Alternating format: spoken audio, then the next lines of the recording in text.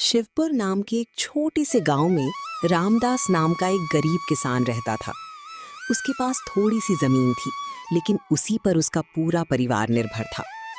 इस बार उसने गांव के साहूकार से उधार लेकर खेती की थी। कई महीनों की मेहनत के बाद उसके खेत में पहली बार इतनी अच्छी फसल हुई थी। खेत में लहलहाती फसल देखकर रामदास की आंखों में खुशी झलक रही थी। देखो गीता, इस बार भगवान ने हमारी सुन ली। कितनी अच्छी फसल हुई है। इतने सालों बाद खेत में हरियाली देखकर मन खुश हो गया। लगता है अब बच्चों को भूखा नहीं सोना पड़ेगा। पिताजी, क्या इस बार मैं स्कूल जा पाऊंगा? मैं भी अपने दोस्तों की तरह पढ़ना चाहता हूँ। जरूर बेटा, इस बार मैं तुझे स्कूल भेजूंगा। तेरे लिए नई किताबें लाऊंगा, बैग लाऊंगा। तू खूब पढ़ लिख कर बड़ा आदमी बनेगा। पिताजी, मेरे लिए क्या लाओगे? तेरे लिए गुड़िया और रंग बिरंगी चूड़ियां लाऊंगा बिटिया, और मिठाई भी लाऊंगा। पूरा परिवार खुश था। इतने दिनों बाद उनके घर में हंसी गूंज रही थी। उन्हें लगा कि अब उनकी किस्मत बदलने वाली है, लेकिन शायद किस्मत को ये मुस्कानें मंजूर नहीं थी। रामदास, ये मौसम अचानक कैसे बदल गया? कहीं बारिश ना हो जाए। अभी तो फसल कटनी बाकी है। हाँ गीता, बादल बहुत भारी लग रहे हैं। अगर अभी बारिश हो गई तो सारी मेहनत पर पानी फिर जाएगा। कुछ ही देर में तेज आंधी चलने लगी। पेड़ जोर जोर से हिलने लगे। फिर अचानक मूसलाधार बारिश शुरू हो गई। रामदास की खुशियां जैसे एक पल में डर में बदल गईं। वो घबराकर खेत की तरफ भागने लगा। रामदास जब खेत के पास पहुंचा तो सामने का दृश्य देखकर उसके कदम रुक गए। चारों तरफ पानी ही पानी था। उसकी खड़ी हुई फसल तेज बारिश में झुक चुकी थी और आधी फसल पानी में डूब चुकी थी। हे भगवान, ये क्या हो गया? मेरी सारी मेहनत सब पानी में डूब गई। बारिश रुकने का नाम नहीं ले रही थी। कुछ ही देर में पूरा खेत पानी में डूब गया। रामदास घुटनों के बल बैठ गया। उसकी आंखों से आंसू निकलने लगे। मैंने कितनी मेहनत की थी। दिन रात खेत में लगा रहा, कर्ज लेकर बीज खरीदे। अब सब खत्म हो गया। अब बच्चों को क्या खिलाऊंगा? थोड़ी देर बाद गीता भी वहां पहुंच गई। उसने खेत की हालत देखी तो उसके चेहरे की खुशी पल भर में गायब हो गई। रामदास, ये क्या हो गया? सारी फसल बर्बाद हो गई। अब हम क्या करेंगे? घर में तो एक मुट्ठी अनाज भी नहीं बचा। मुझे कुछ समझ में नहीं आ रहा गीता। लगता है भगवान ने फिर हमारी परीक्षा ले ली। अब तो साहूकार का कर्ज भी कैसे चुकाऊंगा? बच्चों को क्या जवाब देंगे? अभी तो हम उनसे नए कपड़ों और स्कूल की बात कर रहे थे। अब उन्हें क्या बताएंगे? बारिश धीरे धीरे रुक गई, लेकिन रामदास के सपने पूरी तरह बह चुके थे। वो चुपचाप अपने बर्बाद खेत को देखता रहा। उसकी मेहनत, उसकी उम्मीद सब पानी में डूब चुकी थी। अब उसके सामने सबसे बड़ा सवाल था, कर्ज कैसे चुकाएगा और परिवार को कैसे संभालेगा। अगली सुबह रामदास की आंखें भारी थी। रात भर वो सो नहीं पाया था। उसके मन में सिर्फ एक ही चिंता थी, साहूकार का कर्ज। आखिर हिम्मत जुटाकर वो साहूकार धनराज के घर की ओर चल पड़ा। हे भगवान, बस आज साहूकार थोड़ा समय दे दे। मैं फिर से मेहनत करके सब चुका दूंगा। साहूकार धनराज अपने बड़े से घर के बाहर बैठा हिसाब किताब देख रहा था। रामदास उसके पास पहुंचा और हाथ जोड़कर खड़ा हो गया। साहूकार जी, बारिश में मेरी सारी फसल बर्बाद हो गई। मैं आपसे विनती करता हूँ, मुझे थोड़ा समय दे दीजिए। अगली फसल में आपका पूरा कर्ज चुका दूंगा। रामदास, ये सब मैं नहीं जानता। कागज में जो लिखा है वही होगा। समय पर कर्ज नहीं चुकाया तो जमीन मेरी हो जाएगी। साहूकार जी, वो जमीन मेरी पुश्तैनी है, मेरे बाप दादा की निशानी है। उसे मत लीजिए। हम सड़क पर आ जाएंगे। मुझे तुम्हारी भावनाओं से कोई मतलब नहीं है। मैंने तुम्हें पहले ही चेतावनी दी थी। अब या तो पैसे दो या जमीन छोड़ दो। साहूकार जी, मेरे पास अभी कुछ नहीं है, लेकिन मैं मेहनत करूंगा, दिन रात काम करूंगा। बस थोड़ी मोहलत दे दीजिए।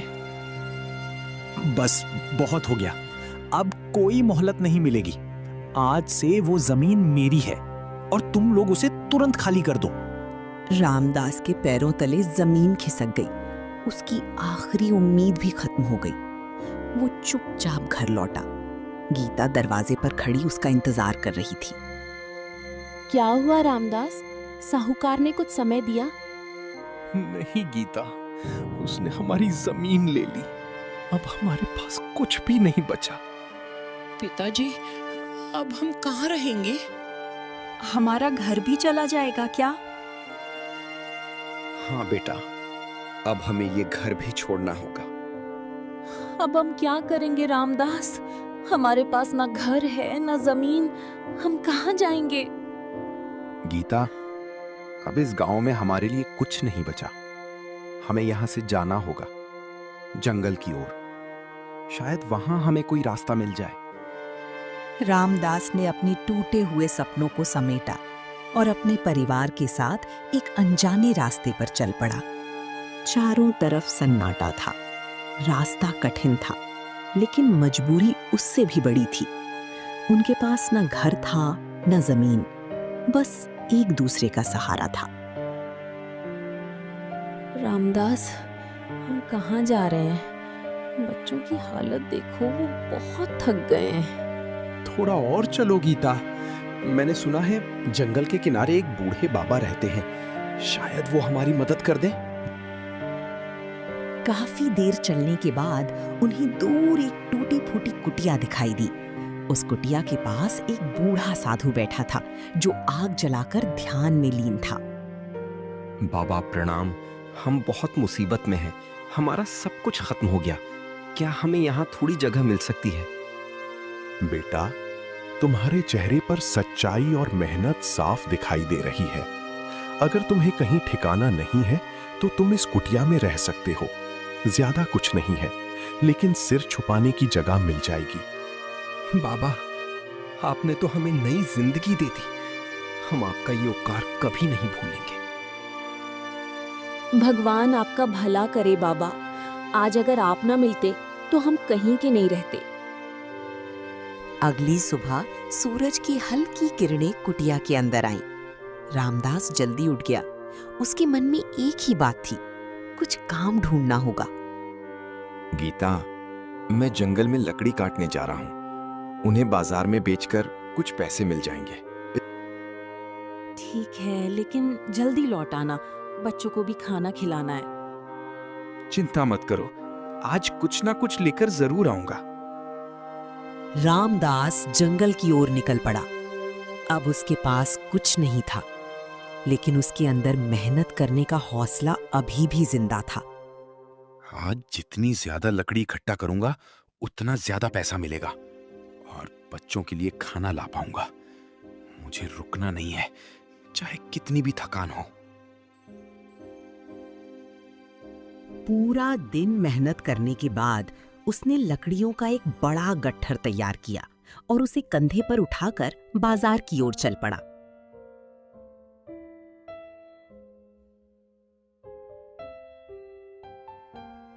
बाजार पहुंचकर उसने लकड़ियां बेचीं, लेकिन उसे उम्मीद से बहुत कम पैसे मिले। इतनी मेहनत के बाद भी इतने कम पैसे। लेकिन कोई बात नहीं, आज इतना ही सही। कम से कम बच्चों के लिए कुछ तो ले जा सकूंगा। रामदास ने उन पैसों से थोड़ा सा आटा, कुछ आलू और प्याज खरीदे और जल्दी जल्दी कुटिया की ओर लौटने लगा।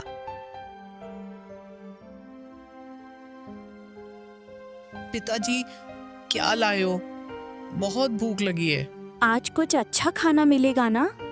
हाँ बेटा, आज हम सब मिलकर खाना खाएंगे। थोड़ा ही है, लेकिन हमारा है। गीता ने जल्दी जल्दी खाना बनाना शुरू कर दिया। थोड़ी देर बाद सबके सामने गरम गरम रोटियां और उबली हुई सब्जी थी। लो, सब खाना खाओ। ज्यादा नहीं है लेकिन मेहनत की कमाई है। अब हर दिन मैं मेहनत करूंगा और धीरे धीरे हम सब कुछ फिर से बना लेंगे। हमारे पास पैसा नहीं है लेकिन हम एक साथ हैं। यही हमारी सबसे बड़ी ताकत है। हाँ रामदास, जब तक हम साथ हैं हम हर मुश्किल का सामना कर सकते हैं। दिन बीतते जा रहे थे। रामदास रोज जंगल जाता, लकड़ियां काटता और शाम को बाजार में बेचकर घर का खर्च चलाता।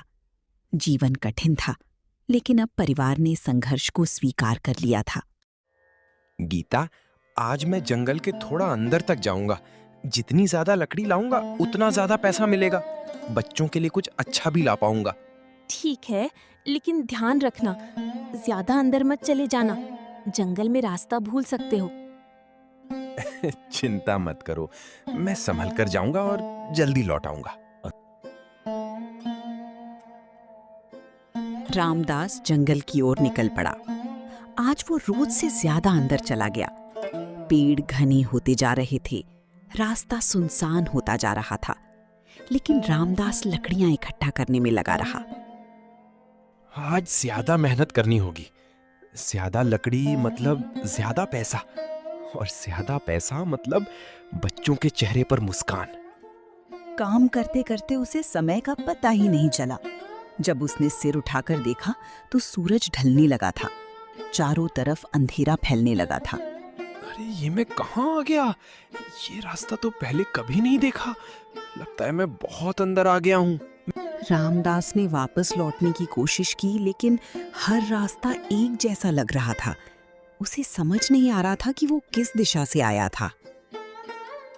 हे भगवान, अब क्या करूं? रास्ता भी भूल गया और अंधेरा भी हो रहा है।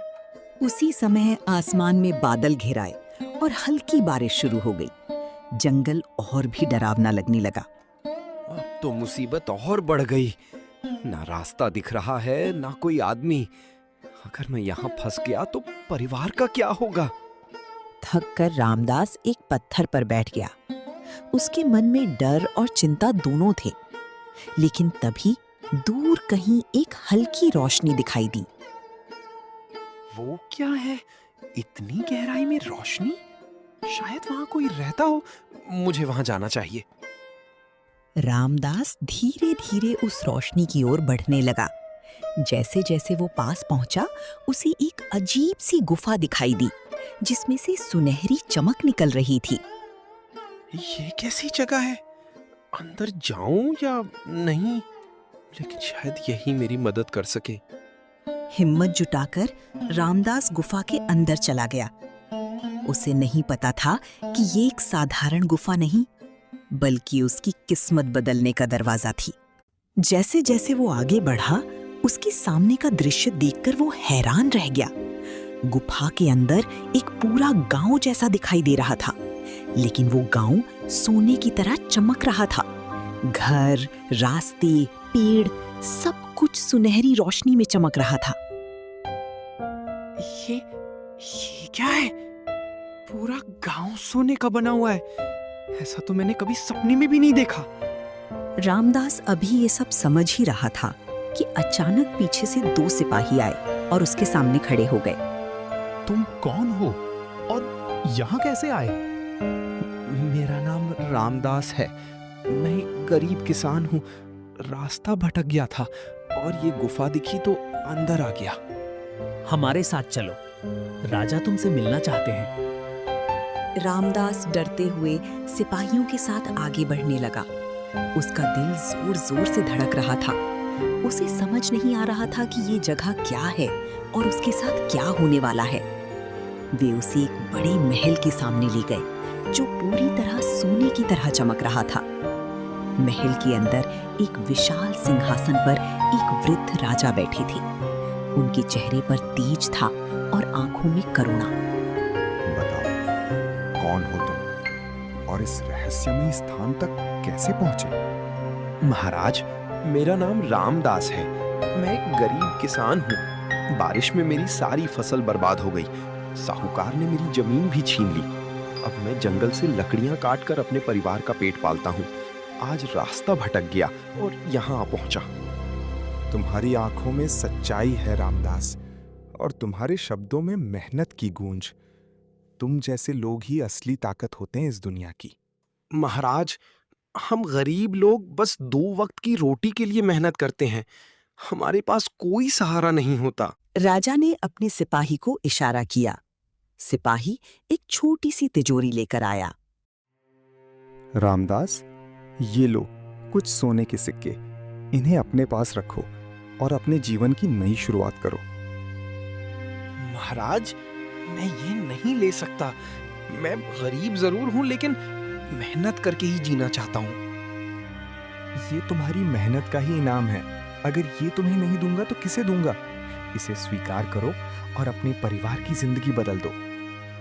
महाराज, आपने तो मेरी जिंदगी बदल दी। मैं आपका ये उपकार कभी नहीं भूलूंगा। जाओ रामदास, लेकिन याद रखना, ये स्थान केवल उन्हीं लोगों को दिखाई देता है जिनका दिल सच्चा होता है और जो मेहनत से जीते हैं। रामदास गुफा से बाहर निकल आया। अब उसके हाथ में सोने के सिक्के थे और दिल में एक नई उम्मीद। क्या ये सब सच में हुआ या मैं सपना देख रहा था? लेकिन ये सिक्के तो असली हैं। शायद भगवान ने मेरी सुन ली। रामदास जल्दी जल्दी अपने घर की ओर भागा। कुटिया के पास पहुंचते ही बच्चे उसे देखकर दौड़ पड़े। पिताजी आ गए। पिताजी, आप ठीक हो ना? हमें बहुत चिंता हो रही थी। पिताजी, आप इतनी देर कहाँ थे? हमें बहुत डर लग रहा था। मैं ठीक हूँ बेटा, और देखो आज मैं तुम्हारे लिए खुशखबरी लाया हूँ। रामदास ने गीता के सामने सिक्कों की थैली रख दी। ये सोने के सिक्के? रामदास, ये तुम्हें कहाँ से मिले? ये भगवान का दिया हुआ है गीता। हमारी मेहनत का फल है। अब हमारे दिन बदलने वाले हैं। उस दिन रामदास बाजार गया और खूब सारा राशन खरीदा। आटा, चावल, दाल, सब्जियां, बच्चों के लिए नए कपड़े और गीता के लिए एक सुंदर साड़ी भी। इतने दिनों बाद घर में इतना सारा खाना आया है। आज दिल को सुकून मिल रहा है। घर में फिर से खुशियां लौट आईं। लेकिन रामदास को एक और जरूरी काम याद था, कर्ज चुकाना। रामदास उसी दिन साहूकार धनराज के घर पहुंचा। साहूकार जी, ये लीजिए आपका पूरा कर्ज। एक एक पैसा चुका रहा हूं। अब मेरी जमीन के कागज लौटा दीजिए। रामदास, ये सब पैसा कहाँ से आया? तू अचानक इतना अमीर कैसे हो गया? कहीं चोरी तो नहीं की? मैं गरीब हूं, लेकिन चोर नहीं। ये सब मेरी मेहनत और भगवान की दया है। अब आप कागज वापस दीजिए। ठीक है, ये लो तुम्हारी जमीन के कागज। अब हमारा हिसाब पूरा हुआ। पिताजी, अब हम फिर से अपने खेत में काम करेंगे? हाँ बेटा, अब वो खेत फिर से हमारा है। लेकिन इस बार हम और भी मेहनत करेंगे और कुछ नया भी शुरू करेंगे। रामदास की जिंदगी अब धीरे धीरे बदलने लगी थी। उसने अपनी जमीन वापस पा ली थी और साथ ही लकड़ी बेचने का छोटा व्यापार भी शुरू कर दिया था। हर दिन वो जंगल जाता, लकड़ियां लाता और बाजार में बेचता। अब उसके घर में खाने की कमी नहीं थी। गांव के लोग भी अब उसकी मेहनत और बदलाव की चर्चा करने लगे थे। लेकिन हर किसी को उसकी खुशी रास नहीं आ रही थी, खासकर साहूकार धनराज को। वो बार बार सोचता कि आखिर रामदास के पास अचानक इतना पैसा आया कहाँ से। कुछ तो बात है। एक गरीब आदमी अचानक इतना अमीर कैसे हो सकता है? जरूर इसके पीछे कोई बड़ा राज है और वो राज मुझे पता करना ही होगा। धनराज के मन में लालच जाग चुका था। वो रामदास की हर गतिविधि पर नजर रखने लगा। एक दिन उसने देखा कि रामदास रोज की तरह जंगल की ओर जा रहा है। आज मैं उसी रास्ते से जाऊंगा जहां से मेरी किस्मत बदली थी। राजा जी को धन्यवाद भी देना है। तो ये यहीं आता है रोज। जरूर यहीं कहीं इसका राज छिपा है। कुछ देर बाद रामदास उस गुफा के पास पहुंच गया। यही वो जगह है जहां मेरी किस्मत बदली थी। आज फिर से राजा जी को धन्यवाद दूंगा। रामदास गुफा के अंदर चला गया, लेकिन धनराज बाहर खड़ा रह गया। उसे गुफा दिखाई तो दे रही थी, लेकिन जैसे ही वो अंदर जाने की कोशिश करता, उसे अजीब सा डर महसूस होता। ये क्या है? मैं अंदर क्यों नहीं जा पा रहा? जरूर इसमें कोई रहस्य है। धनराज का लालच अब और बढ़ गया। वो मन ही मन सोचने लगा, अगर रामदास को यहां से इतना सोना मिला है, तो मुझे इससे भी ज्यादा मिल सकता है। आज नहीं तो कल मैं इस राज को जान कर रहूंगा, और जो कुछ भी यहां छिपा है सब मेरा होगा। आज तो मैं भी अंदर जाऊंगा, देखता हूं ऐसा कौन सा खजाना है जो इस गरीब को अमीर बना गया। अब ये सब मेरा होगा। रुको, कौन हो तुम? मैं साहूकार धनराज हूं। मुझे भी अंदर जाना है। मैं राजा से मिलना चाहता हूं। अचानक 2 सिपाही प्रकट हुए और उसके सामने खड़े हो गए। तुम्हारे अंदर लालच की गंध है। यहाँ केवल सच्चे और ईमानदार लोग ही आ सकते हैं। मुझे मत रोको। मैं भी वही चाहता हूं जो रामदास को मिला है। अगर उसे मिल सकता है तो मुझे क्यों नहीं? सिपाहियों ने उसे पकड़ लिया और अंदर ले गए। वहां राजा सिंहासन पर बैठे थे। उनका चेहरा शांत था, लेकिन आंखों में कठोरता आ गई थी। धनराज, तुम यहाँ क्यों आए हो? महाराज, मुझे भी सोने के सिक्के चाहिए। मैं भी अमीर बनना चाहता हूं। आप मुझे भी वही दीजिए जो आपने रामदास को दिया। रामदास को हमने उसकी मेहनत और ईमानदारी के लिए इनाम दिया था, और तुमने गरीबों का हक छीना है, उनकी जमीन हड़पी है, और अब यहां भी लालच लेकर आए हो। मुझसे गलती हो गई, मुझे माफ कर दीजिए। मैं सब ठीक कर दूंगा। जो इंसान दूसरों की तकदीर छीनता है, उसे यहां कोई जगह नहीं मिलती। इसे इसकी सजा दो। सिपाही धनराज को पकड़कर अंधेरे में ले गए। उसकी चीखें गूंजने लगीं, और फिर सब कुछ शांत हो गया। महाराज, आपने न्याय किया। ऐसे लोग ही दूसरों की जिंदगी बर्बाद करते हैं।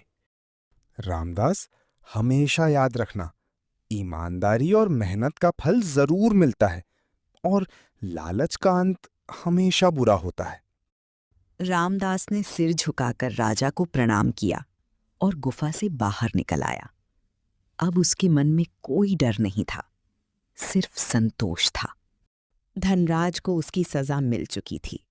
अब रामदास के जीवन में शांति लौट आई थी। वो अपनी जमीन पर फिर से खेती करने लगा और साथ ही लकड़ी का व्यापार भी चलाता रहा। धीरे धीरे उसका जीवन पूरी तरह बदल गया, लेकिन उसके दिल में अब भी वही सादगी और मेहनत की भावना थी।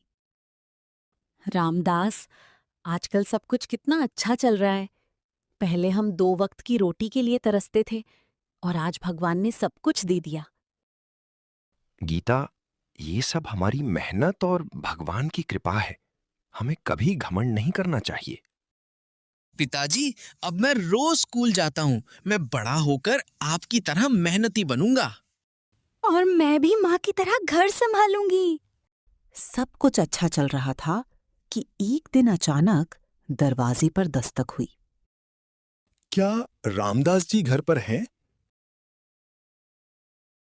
हाँ, मैं ही रामदास हूं। कहिए। मैं राजा जी का दूत हूं। महाराज ने आपको तुरंत बुलाया है। राजा जी ने मुझे बुलाया है? लेकिन किस लिए? मुझे सिर्फ इतना कहा गया है कि आपको तुरंत लेकर आना है। कोई महत्वपूर्ण बात है। रामदास दूत के साथ गुफा की ओर निकल पड़ा। रात का समय था, चारों तरफ सन्नाटा था, लेकिन उसके मन में डर नहीं था, बल्कि विश्वास था। प्रणाम महाराज, आपने मुझे बुलाया? हाँ रामदास, हम कई दिनों से तुम्हें देख रहे हैं। तुमने जिस तरह से अपनी जिंदगी को संभाला है, वो बहुत प्रेरणादायक है। महाराज, ये सब आपकी कृपा से ही संभव हुआ है। रामदास, अब हमारी उम्र हो चुकी है। हमारे बाद इस राज्य को संभालने वाला कोई नहीं है। महाराज, आप क्या कहना चाहते हैं? हम चाहते हैं कि तुम हमारे उत्तराधिकारी बनो और इस राज्य की जिम्मेदारी संभालो। मैं राजा? ये कैसे संभव है महाराज? मैं तो एक साधारण किसान हूं। यही कारण है कि तुम इसके योग्य हो। एक सच्चा राजा वही होता है जो जनता के दर्द को समझे, और तुमने खुद गरीबी और संघर्ष को जिया है। महाराज, ये बहुत बड़ी जिम्मेदारी है। मुझे सोचने का थोड़ा समय दीजिए। तुम्हें कल सुबह तक का समय दिया जाता है। सोच समझकर फैसला कर। रामदास महल से बाहर निकल आया। उसके मन में एक ही सवाल था, क्या वो सच में इस जिम्मेदारी के लायक है? पूरी रात रामदास सो नहीं पाया। उसके मन में कई सवाल चल रहे थे।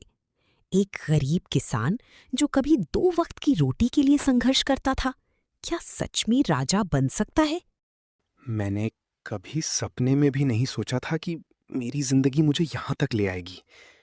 लेकिन अगर महाराज ने मुझ पर भरोसा किया है तो मुझे इस जिम्मेदारी से पीछे नहीं हटना चाहिए।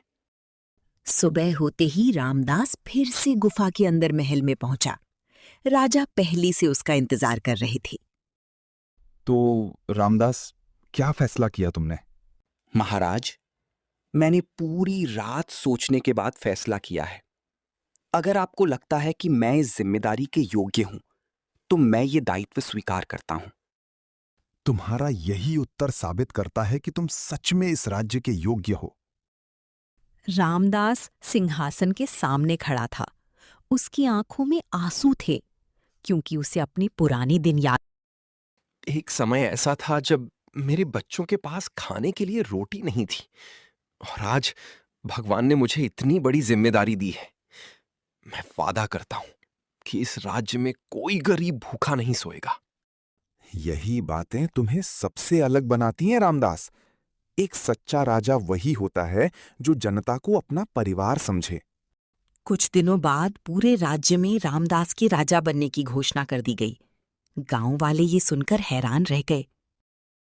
रामदास, तुम आज भी वही इंसान हो जो पहले थे। क्योंकि मैं अपनी गरीबी कभी नहीं भूल सकता गीता। जिसने दुख देखा हो वही दूसरों का दर्द समझ सकता है।